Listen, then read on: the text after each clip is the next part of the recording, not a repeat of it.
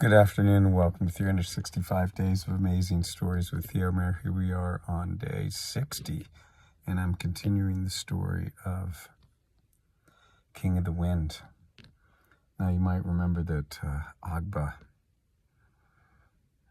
he had put himself between Signor Achmet and the colt, protecting it, because Signor Achmet had brought out his saber to kill the colt because of the wheat ear on its chest, considered an evil omen.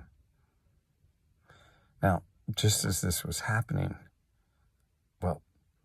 Agba, he turned his back on Signor Achmet and picked the colt up, turned around, and as best he could, he motioned with his head to the small patch of white fur, an almond-sized patch of white fur on the rear foot.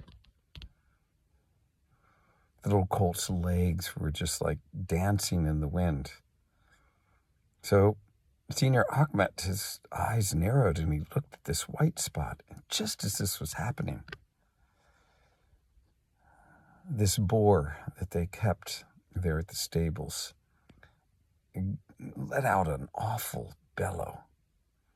Now, the boar's sole purpose, and being at the stable, was to absorb any evil that might affect the stable and the stable horses and the grooms.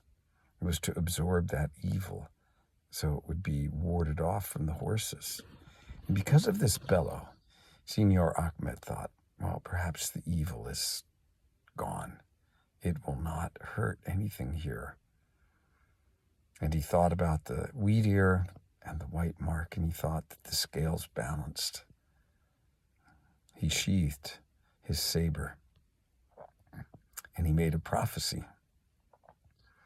He said the mare will die. And he turned on his heels and left. Now, this prophecy came true no matter what Agba could do to take care of the mare. Within a few days, she had died. And now there was a new dilemma for Agba. What would he do? How could he help this little colt continue to live? It was not a good situation. Signor Achmet came, and the mare had died. He came into the stall and he lifted up the eyelids of the little colt and looked at them, and he made another prophecy and said the colt will die too. And he turned on his heel and said, there's nothing to be done.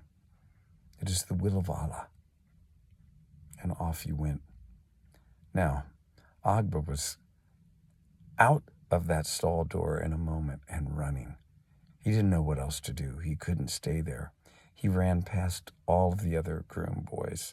Now, Agba was the first slave boy, considered the highest of all the grooms that Signor Achmet oversaw.